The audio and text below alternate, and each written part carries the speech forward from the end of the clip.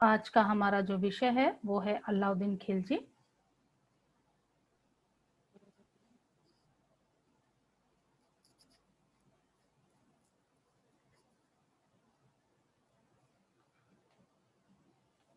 ठीक है, क्योंकि मध्यकालीन भारत को जब हम पढ़ते हैं ना, तो अलाउद्दीन खिलजी एक ऐसी शख्सियत, ऐसा किंग नजर आता है जिसने उत्तर और दक्षिण भारत को एक विजय करके एक करने का प्रयास किया।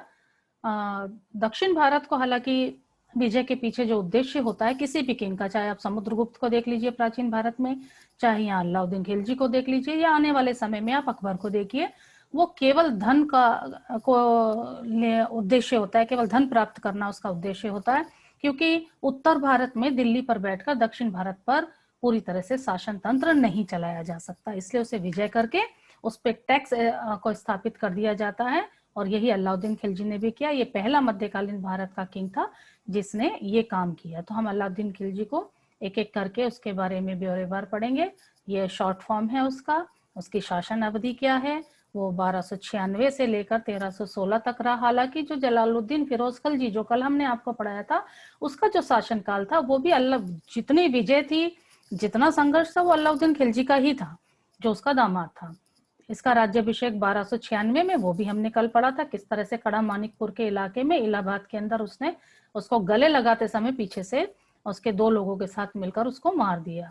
जलालुद्दीन खिलजी इसका पूर्ववर्ती था। इसके आने वाला जो है वो शहाबुद्दीन उमर है, जो इसके बाद गद्दी पर बैठेगा। सबसे पहले ये 1296 में अवध का राज्यपाल रहा। 1296 में अवध का राज्यपाल रहा, कड़ा का राज्यपाल रहा। आपको अभी मैंने बताया, कड़ा और मानिकपुर के क्षेत्र में इसने उसका वध किया था, जलालुद्दीन फिरोज खिलजी का। और इसका जो पूर्ववर्ती माना जाता है, कड़ा का पहले राज्यपाल मलिक छज्जू था, और उसके बाद यानी अलाउद्दीन खिलजी के बाद अलाउल मुल्क इसका राज्यपाल नियुक्त किया गया। इसका कार्यकाल तो 1290 से 1291 में जो अमीर तुजुक के पद पर ये आसीन रहा। और इसका जो जन्म का नाम था वो अली गुरशब था। 1266 से लेकर 67 का इसका टाइम पीरियड। निधन इसका हम जानते हैं दिल्ली में हुआ। समाधि भी इसकी दिल्ली के अंदर स्थापित है। मलिक जहां जलालुद्दीन की जो बेटी है, जीवन जलालुद्दीन की जो बेटी थी जिससे इसका निकाह किया गया था, इसलिए जो है वो उसका जलालुद्दीन की के तख्त का ये दावेदार बन जाता है। जो उसकी जीवन संगिनी थी, उसकी पत्नी थी। उसके बाद मेहरू से, जो कि अल्प खान की बेटी थी, और कमला देवी जो कर्ण देव की, जब हम देवगिरी को पढ़ेंगे तब वह हमारे को रणथंभौर और देवगिरी के समय में ये नजर आएगा। रणथंभौर का शासक कर्ण की जो वाइफ थी वो कमला देवी इसकी पत्नी।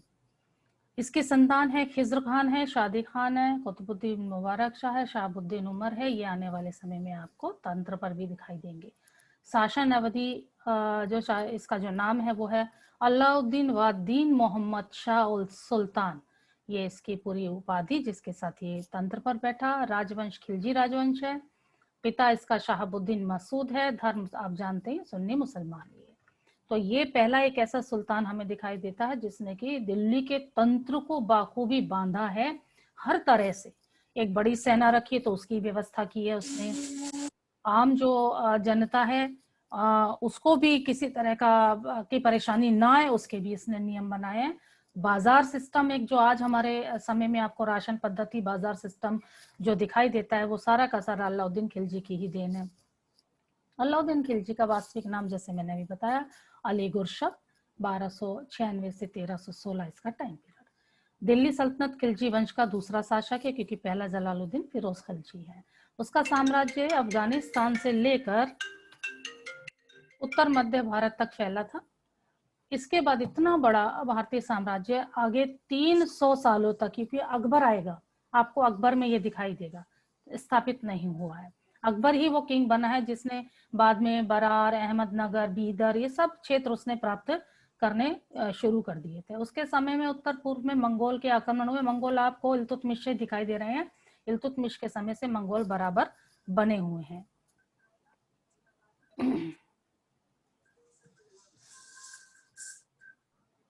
ये उसका साम्राज्य है। अलाउद्दीन खिलजी का, जो कि 1290 से 1320 के बीच का साम्राज्य, जो ग्रीन कलर में आपको दिखाई दे रहा है, लगभग संपूर्ण उत्तर भारत के साथ साथ अरब का कुछ क्षेत्र और दक्षिण भारत, ये जितने भी प्रदेश आपको नीचे ग्रीन के अतिरिक्त दिखाई दे रहे हैं, ये उसके अधीन डायरेक्ट नहीं थे, लेकिन ये सब टैक्स उसको पे करते थे। वारंगल है, द्वार समुद्र है, ये सब उसको टैक्स पे करते थे। और ये जो साम्राज्य है जो ग्रीन दिखाई दे रहा है, ये सीधे उसके कंट्रोल में था। जलालुद्दीन खिलजी जब तख्त पर बैठने के बाद उससे अमीर तुजुक का पद उसको मिला, खिलजी ने, क्योंकि उसको एक सेनापति चाहिए था, मजबूत सेनापति चाहिए था। मलिक शज्जू के विद्रोह को दबाने में उसने महत्वपूर्ण भूमिका निभाई, इसलिए उसे कड़ा मणिपुर की सूबेदारी सौंप दी गई। भिलसा, चंदेरी, देवगिरी के सफल अभियानों से उसे बहुत सारा धन मिला, मजबूती प्रदान की। जब वो उसको मजबूती मिल गई, शस्त्र मिल गए, पैसा मिल गया, सेना मिल गई, तब उसने क्या किया, जलालुद्दीन जो कि उसका चाचा और उसका ससुर था, उसकी धोखे से उसने हत्या की 22 अक्टूबर 1296 को। और उसको पहले गले मिला, उसका जो सैनिक था मोहम्मद सलीम इख्तियारुद्दीन हुद, उसके द्वारा उसने उसकी हत्या करवा दी। राज्याभिषेक के बाद उत्पन्न कई सारी उसकी जो कठिनाइयां आई, उस पर सफलतापूर्वक उसने पूरे कंट्रोल किया। कठोर शासन व्यवस्था, देखिए किसी भी तंत्र के अंदर जो राजतंत्र है, जो डेमोक्रेसी नहीं है, जो राजतंत्र है, उसकी कठोर शासन व्यवस्था और सेना के आधार पर ही वो डेमोक्रेसी टिक सकती है, अन्यथा की स्थिति में वो राजतंत्र टिक सकता है, अन्यथा की स्थिति में राजतंत्र नहीं टिका करता। उसने सबसे पहले अपनी सीमाओं का विस्तार भी किया और सीमाओं को मजबूती भी प्रदान की। प्रारंभिक सफलताओं से प्रोत्साहित होकर अलाउद्दीन ने सिकंदर द्वितीय सानी की उपाधि धारण की, ठीक है, उसने इसको पदवी को ग्रहण किया और उनको ही अपने सिक्कों पर उसने खुदवाया भी। उसने विश्व विजय का एक सपना, आपको याद करिए सिकंदर को, सिकंदर महान भी विश्व विजय का सपना देखा करता था, लेकिन पृथ्वी का 5% भाग भी वो जीत नहीं पाया। तो इसने भी एक सपना देखा कि मैं पूरे विश्व को विजय करूंगा, लेकिन उसका जो मित्र था, उसका जो दिल्ली का कोतवाल था अल्लाह उल मुल्क, उसने उसको समझाया कि ये त्यागो, भारत पर फोकस करो, और वही फिर उसने किया भी। शासन व्यवस्था, कोई भी तंत्र तो विजय करना आसान होता है, पर उसे व्यवस्थित करना एक बड़ी कठिनाई होती है। अलाउद्दीन ने सबसे पहले क्या किया, खलीफा की सत्ता को मान्यता प्रदान करते हुए यामीन उल खिलाफत नासिर अमीन उल मोमिनी, इसलिए मोमिनी वंश भी कहलाता है, उपाधि ग्रहण की। उसने खलीफा से अपने पद की स्वीकृति लेना आवश्यक भी नहीं समझा, कारण उसका था क्योंकि उन्हें उलेमाओं का जो हस्तक्षेप था, जो धर्म गुरुओं का हस्तक्षेप था साम्राज्य के अंदर, वो बिल्कुल पसंद नहीं करता था। उलेमा वर्ग को उसने अपने शासन कार्य में हस्तक्षेप नहीं करने दिया। शासन में इस्लाम धर्म के सिद्धांतों को उसने प्रमुखता दी। राज्य हित को सर्वोपरि माना, उसे पता था कि अगर आम जनता असंतुष्ट होगी तो कोई ना कोई विद्रोह कर देगा, तो कितने विद्रोह दबाएगा। अलाउद्दीन खिलजी के समय जो है निरंकुशता अपनी चरम सीमा पर थी, यानी उसके विरोध में कोई यदि बहुत मजबूती से खड़ा होता था तो फिर उसके जीवन का अंत निश्चित था। यहाँ उसने एक तरफ तो आम जनता जो उसकी प्रजा है उसके प्रति बहुत अच्छा रुख भी अपनाया है, लेकिन साथ ही जो हिंदू प्रजा है उसके प्रति बड़ा कठोर रुख अपनाया। उसका शायद कारण उसका सुन्नी मुसलमान होना था। उसने हिंदुओं के प्रति बड़ी निर्दय नीति अपनाई। उसने कई प्रकार से उनको जो है वो इस कठोरता को दर्शाया उनके ऊपर। बयाना का काजी हिंदुओं के प्रति जो नीति का व्याख्यान करता था वही उसे फॉलो कर देता था अलाउद्दीन खिलजी, उसी का अनुसरण वो करता था। और उसके काजी के अनुसार क्या है, खिराज गुजार, जो भेंट देने वाला कहा है उसने हिंदुओं को, साथ जितने हिंदू हैं वो जो खिराज, आपको अच्छे से पता है जो खम्स, खिराज, जजिया, जकात 4 प्रकार के कर लिए जाते हैं, तो खिराज देने वाला केवल, ठीक है, कौन सी युद्ध का कर होता है, ये भूमि कर होता है खिराज, ठीक है। ये जो आपको पता है, ये खुर्जा का नाम खुर्जा जो पड़ा है वो इस कर की माफी के बाद ही पड़ा है, खुर्जा, ठीक है, इसका भी मैं जिक्र आपको बताऊंगी।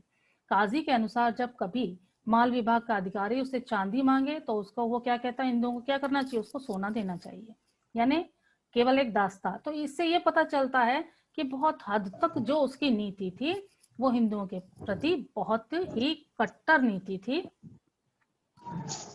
सर बुलजली हेग जो इसको कहते हैं, अलाउद्दीन खिलजी के सारे राज्य में हिंदुओं को निर्धन और पीड़ा ये झेलनी पड़ी। बर्नी कहता है अलाउद्दीन बड़े गर्व के साथ इस विचार को व्यक्त करता था कि मेरा आदेश पाते ही वे लोग ऐसे भाग जाते हैं जैसे चूहे अपने बिलों में, यानी इतना मुझसे डरते हैं, इस तरह से सब भाग जाते हैं। तो ये अपने आप में ये वक्तव्य बताता है कि किस प्रकार से जो है वो हाँ तने कैसे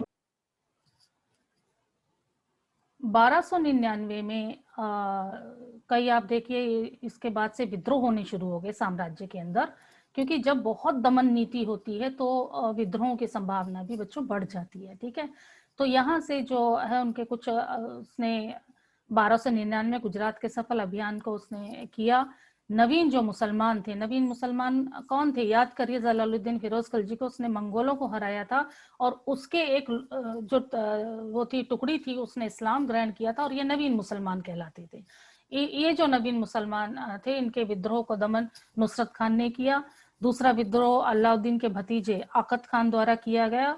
अपने मंगोल मुसलमानों के सहयोग से उसने अलाउद्दीन के ऊपर बड़ा ही जबरदस्त हमला किया, बाद में उसे मार दिया गया, अलाउद्दीन ने उसको मार दिया था। तीसरा विद्रोह अलाउद्दीन की बहन का जो बेटा था मलिक उमर, वो मंगू खान, उसने किया, उसकी भी हराकर पहले उसे हराया गया, उसके बाद उसकी हत्या कर दी गई। चौथा विद्रोह दिल्ली के हाजी मौला द्वारा किया गया, जिसका दमन सरकार हमीदुद्दीन ने किया। इस प्रकार इन सारे जितने भी विद्रोह थे इनको उसने दबाया। विद्रोह के बाद आपने देखा उसने कत्ल किया है, कारण यह है कि इसने सिर उठाया है, अगर मैं इसको नहीं मारूंगा, इसे माफ कर दूंगा, तो दूसरा कोई भी कभी भी सिर उठाएगा। तो ये जो तंत्र है, इस तंत्र के चलते ये बात है कि जो विद्रोही जो भी कोई हो उसको एक सजा नियत होनी चाहिए। ठीक है, इसको रोकने के लिए फिर उसने कुछ प्रतिबंध लगाए, कुछ कानून बनाए। अलाउद्दीन खिलजी को ये समझ में आने लगा कि ये विद्रोह इस तरह से एक के बाद दूसरा, दूसरे के बाद मैं इसे दबाऊंगा तो ये खड़ा हो जाएगा, तो कुछ तो करा जाए। इसके लिए उसने अध्यादेश लाया, 4 कानून बनाए।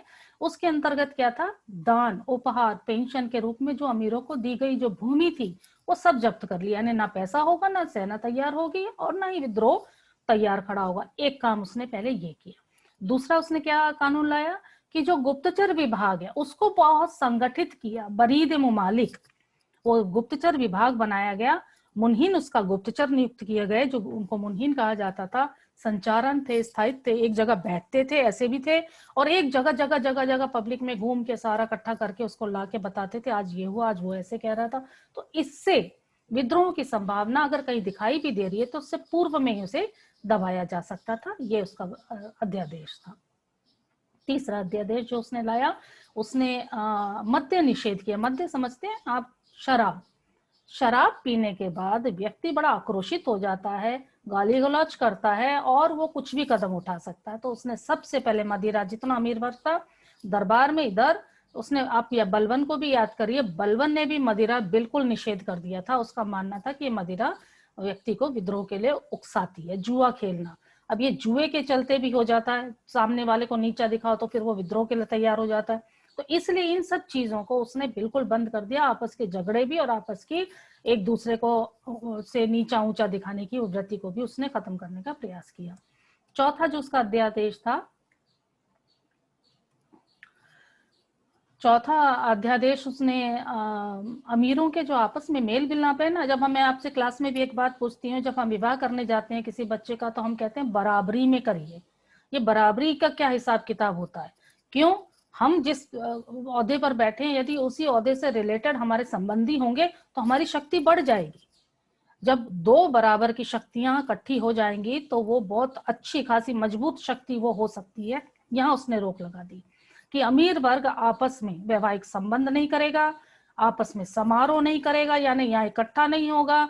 जब 2 शक्तियां बढ़ गई तो वो अलाउद्दीन के खिलाफ कभी भी खड़ी हो सकती है, इसलिए यहाँ पर उसने प्रतिबंध लगा दिया। ये उसके 4 जो उसने मजबूत अध्यादेश लाए। उसके अलावा भी उसने जो है वो हिंदू लगान अधिकारी जो थे उनके विशेषाधिकार समाप्त कर दिए।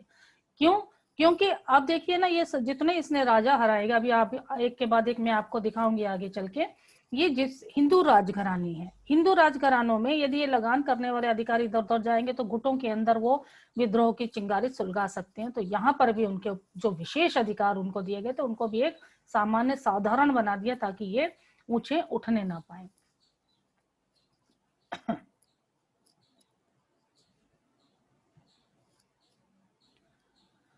अब अलाउद्दीन का जो साम्राज्य विस्तार है, किस तरह से उसने अभी दिल्ली पर काबिज हुआ है, फिर उसके आसपास के क्षेत्र हैं, फिर दक्षिण भारत है उसके पास, तो वो उसके ये सारा विजय अभियान है जो 2 भागों में हम देखते हैं। एक तो उत्तर भारत का तो हम देख ही रहे हैं, उत्तर भारत में उसने जीता और यहाँ सीधा प्रत्यक्ष शासन किया, लेकिन दक्षिण भारत को उसने जीता और उससे केवल कर वसूल करा, वार्षिक कर टैक्सेस उसने वसूल किए। गुजरात विजय 1298 में अलाउद्दीन ने उलुग खान और नुसरत खान को गुजरात विजय के लिए भेजा। अहमदाबाद के निकट कर्णदेव बघेला अलाउद्दीन की सेना में से के साथ उसका संघर्ष हुआ। ये कर्णदेव वही है, अभी देवल देवी दिखाई देगी और कमला देवी, जो मैं जिसका जिक्र करती हुई अलाउद्दीन खिलजी की पत्नी के रूप में जिस कमला देवी का जिक्र कर रहे थे वो यहाँ इनकी पत्नी है। राजा कर्ण ने पराजित होकर देवगिरी के शासक रामचंद्र के पास वो चला गया। ये देवगिरी भी वही है जिसको 2 बार अलाउद्दीन खिलजी ने हराया। जब वो सेनापति था जलालुद्दीन फिरोज खिलजी के समय में तब भी हराया और बाद में भी। इसके कर्णदेव की संपत्ति के ऊपर अधिकार कर लिया गया। युद्ध में विजय के पश्चात सैनिकों ने सूरत, सोमनाथ, कैम्बे बंदरगाह है ये, इस पर बहुत आक्रमण किया क्योंकि बंदरगाह क्षेत्र बहुत संबंध क्षेत्र होता है, उसको खूब लूटा इन लोगों ने। उसके बाद जैसलमेर देखा इन्होंने 1299 में अलाउद्दीन खिलजी ने जैसलमेर पर आक्रमण किया। उसकी सेना के कुछ घोड़े छीन लिए थे, अलाउद्दीन सेना के कुछ घोड़े छीन लिए गए थे, जिसका उसने बदला लिया। जैसलमेर के राजपूत शासक दुद्दा उसके सहयोग तिलक सिंह को पराजित किया और जैसलमेर को विजय किया। रणथंबोर की विजय, रणथंबोर का वैसे भी ये कहा जाता है रणथंबोर का जो किला है वो अभेद्य है, उसको इतनी आसानी से भेदा नहीं जा सकता था। बहुत प्रयास किया था अलाउद्दीन खिलजी ने यहाँ पर। राजा हमीर देव था, योग्य था, साहसी था, पर कहते हैं ना घर का भेदी लंका ढाए, यहाँ उसने साठगांठ कर ली रणमल के साथ, जो कि उसका मुख्य सेनापति था हमीर देव का, और रणमल ने दरवाजा एक खोल दिया और इसने जो है उस पर अधिकार कर लिया। जुलाई 1301 में अलाउद्दीन ने रणथंबोर के किले पर कब्जा कर लिया। लेकिन आप देखिए, किला पे कब्जा करने के बाद रणमल के साथ उसे दोस्ती करनी चाहिए थी, पर वो उसने नहीं की। उसका मानना ये था, ये रणमल जब हमीर देव जैसे योग्य साहसी अपने नायक के खिलाफ ये विश्वासघात कर सकता है, तो मैं तो वैसे ही विदेशी हूँ, बाहर से आया हुआ हूँ, तो सबसे पहले उसने रणमल को मारा ताकि ये विश्वासघाती मेरे साथ किसी और के लिए विश्वासघात ना करे। तो ये एक बहुत बड़ी चीज जो इतिहास हमें सिखाता है बच्चों, उसका वध करवा दिया। तारीख अलाई और हमीर महाकाव्य में हमीर देव और उनके परिवार के लोगों का जौहर, इसका वर्णन हमें देखने को मिलता है। जौहर की प्रथा 2 तरह से होती है बेटा, एक होती है अग्नि के द्वारा, एक होती है जल के द्वारा। तो ये दोनों ही प्रथाओं का इसके अंदर वर्णन किया गया है। नुसरत खान की इस समय में मृत्यु हो गई रणथंबोर के युद्ध में। हमीर रासों के अनुसार हमीर की जो रानी थी रंगदे के नेतृत्व में राजपूत महिलाओं ने जौहर आग में कूदकर ये जौहर किया और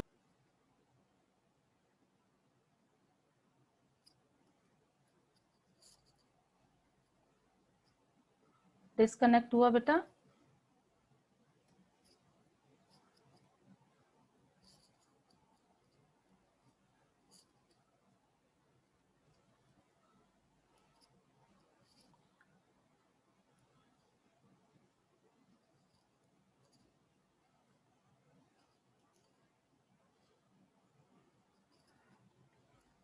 ठीक है, तो ये जो उसकी जो रानी थी रंगदे, उसने आग में कूदकर आत्महत्या कर ली, और जो राजकुमारी थी देवल, उसने जल में यानी कि पानी में कूदकर आत्महत्या कर ली।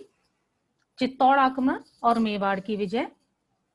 राणा रतन सिंह, मेवाड़ के बारे में हमने सुना भी है, रानी पद्मिनी एक फिल्म भी आई है, आपने देखा होगा, उसके अंदर जो है उसकी रणवीर सिंह की एक मूवी आई है, इसमें दिखाने का पद्मावत जो है उसको दिखाने का प्रयास किया है। लेकिन अधिकतर इतिहासकार इस स्टोरी को नहीं मानते हैं कि वो रानी पद्मिनी के जो है ब्यूटी से आकर्षित हुआ, इसको अधिकतर इतिहासकार नहीं मानते हैं। लेकिन ये मलिक मोहम्मद जायसी ने पद्मावत लिखा है, उसके अंदर इस चीज का उसने जिक्र किया है। तो राणा रतन सिंह था चित्तौड़ के अंदर, इतना ज्यादा योग्य शासक नहीं था। यहाँ रानी पद्मिनी अपने सैनिकों के साथ खूब लड़ी, लेकिन लास्ट में वही है, उनको भी जौहर की प्रथा का सामना करना पड़ा। अमीर खुसरो के जो रानी शैबा और सुलेमान के प्रेम प्रसंग के आधार पर भी और पद्मावत के आधार पर हम इसकी प्रेम कहानी कहते हैं। मगर जितना हम अलाउद्दीन फिरोज खलजी को पढ़ रहे हैं, वो इतना कमजोर व्यक्ति नहीं हो सकता कि किसी के आकर्षण के पीछे भागे। उसको पता था चित्तौड़ का किला बहुत ही जो है यूजफुल है, उसके लिए उपयोगी साबित होगा आगे के लिए, इसलिए उसको चित्तौड़ विजय करना ज्यादा जरूरी था। 28 जनवरी 1303 में सुल्तान जो है चित्तौड़ के किले पर उसने अधिकार कर लिया। रतन सिंह ये रावल हैं, कुछ किंग्स हैं रावल श्रेणी के, और ये युद्ध में शहीद हो गए। उनकी पत्नी पद्मिनी भी लड़ी, जौहर किया कई महिलाओं के साथ। और कुछ इतिहासकार कहते हैं कि ये पद्मिनी जो है एक काल्पनिक कथा है, ये कि इस पर अलाउद्दीन खिलजी जो है मोहित हो गया था, लेकिन इसमें 30,000 से ज्यादा राजपूत इसके अंदर मारे गए। चित्तौड़ पर विजय कर ली गई। अपने बेटे जो है खिज्र खान को वहां का उसने गवर्नर बना दिया और उसका चित्तौड़ का नाम बदलकर खिजराबाद रख दिया और खुद वहां से दिल्ली आ गया। मथुरा के ऊपर 1304 में अलाउद्दीन खिलजी ने उलुग खान को भेजा। मथुरा में जो जाट थे वो बीच में आने जाने वाले रास्ते में उसे अक्सर परेशान बहुत किया करते थे, इसलिए उसने उस पर कब्जे के लिए उलुग खान को भेजा। पहला हमला महगामा के समीप हुआ। यहाँ पर भी अनंगपाल के वंशज कौंते जाटों का एक गढ़ था, जिसके अवशेष आज भी हमें वर्तमान में भी दिखाई दे जाते हैं। मोहम्मद तुगरिल नामक एक तुर्क गुलाम इसमें मारा गया। जाटों ने खिलजी सेना को कुछ महीने तक रोकने का प्रयास बहुत किया। जो निर्णायक युद्ध था वो सौंख के अंदर हुआ और अंत में जो है ये जाट इसमें हार गए। राजा नहर सिंह, उसके मंत्री बौद्ध ब्राह्मण चतुर्वेदी सोनोक जो है दुर्ग की रक्षा में का प्रयास इन्होंने किया, लेकिन वीरगति को प्राप्त हुए।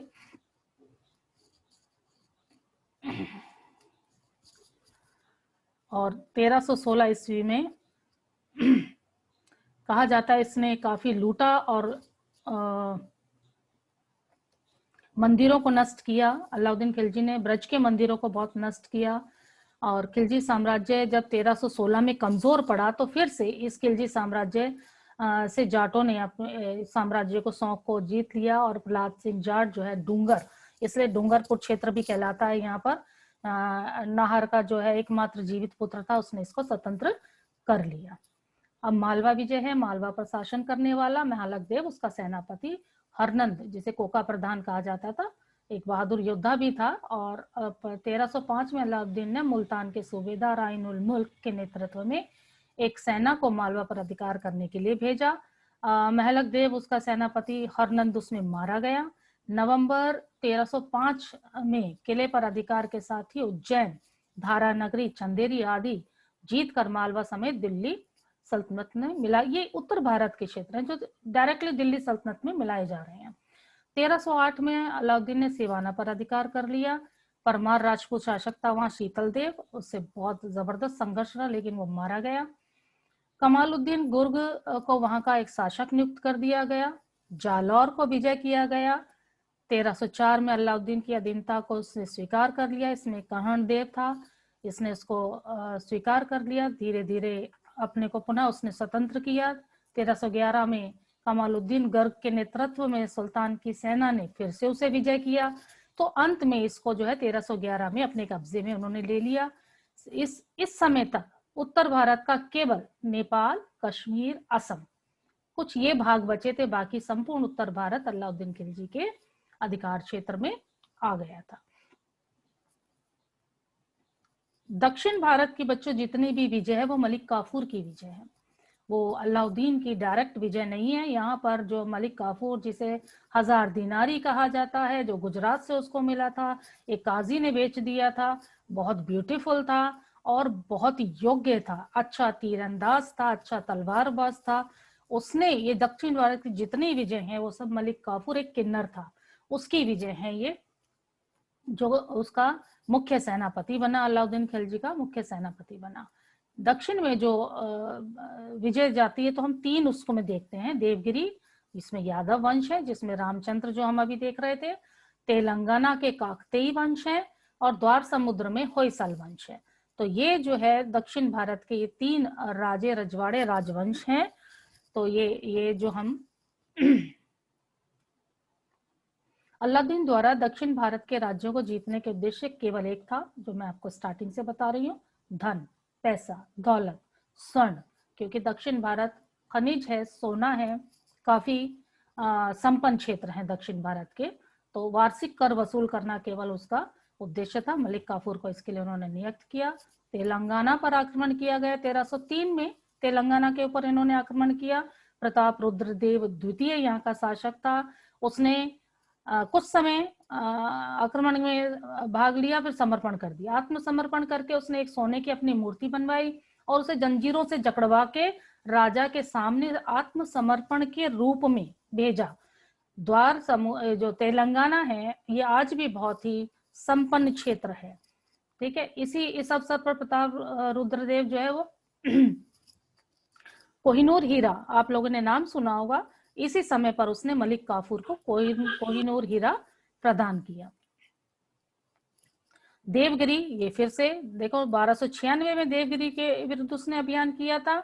उसके बाद देवगिरी पर जब तक रामचंद्र रहा तो वो टैक्स देता रहा, मदद करता रहा, लेकिन जैसे ही रामचंद्र के जाने के बाद शंकरदेव शासन बना, उसने टैक्स देना बंद कर दिया। नाइब मलिक काफूर की सेना फिर देवगिरी पर धावा बोलने के लिए गई।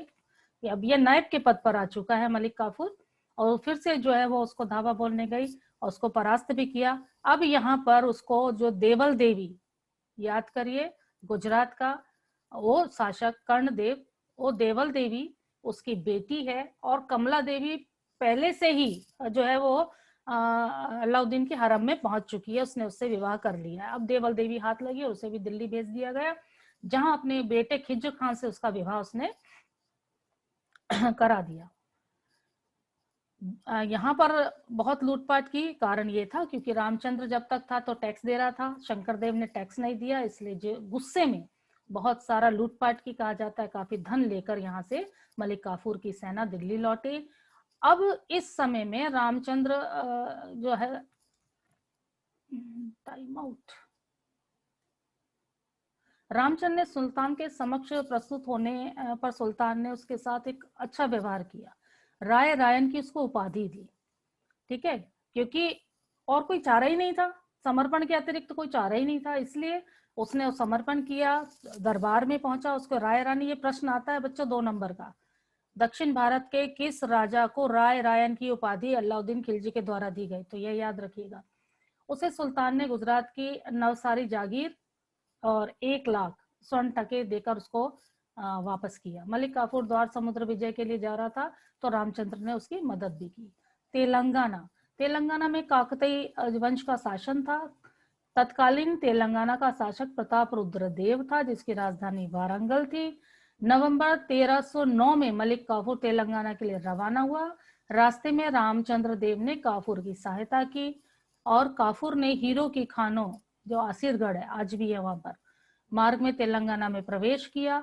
1310 में काफूर अपनी सेना के साथ वारंगल पहुंचा। प्रताप रुद्रदेव ने अपनी सोने की मूर्ति बनवाकर गले में जंजीर, जो मैं आपको अभी तेलंगाना बता रही थी, वो ही है।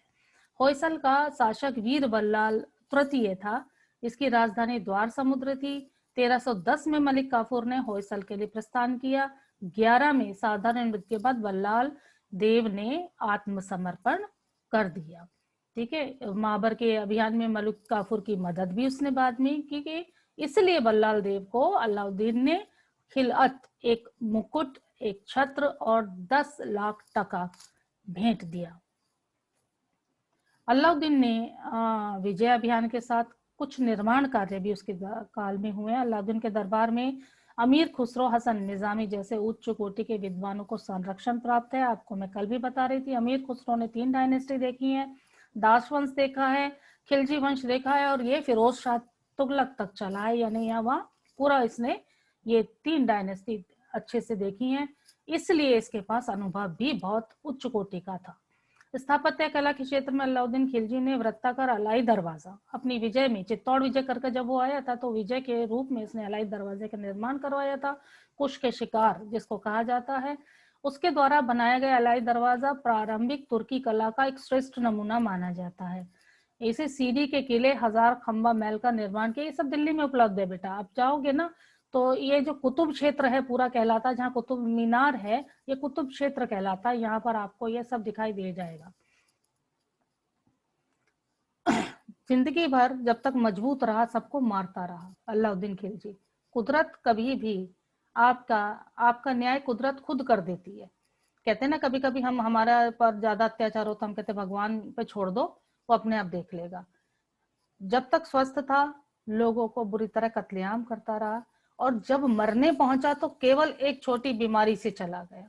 जलोदर रोग या पेट में जो पेट सूज जाता है ना, एक कहते पानी पड़ गया पेट में, पेट सूज जाता है। इसमें क्या होता है, हमारी किडनी, हमारा लीवर, ये सब हमारा फेल होना शुरू हो जाता है और पेट ऐसे बड़ा सा हो जाता है एकदम। और कुछ नहीं है, कहा जाता है कि इसकी बीमारी को बल्कि दबा के छुपा के भी रखा गया।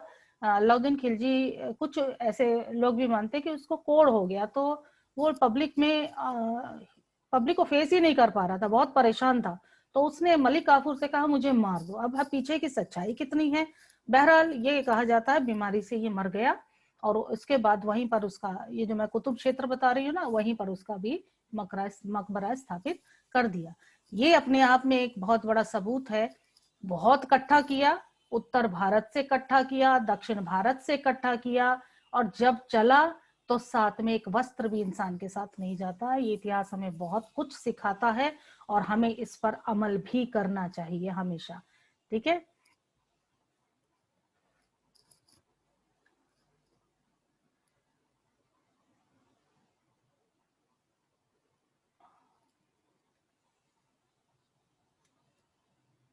आप लोगों को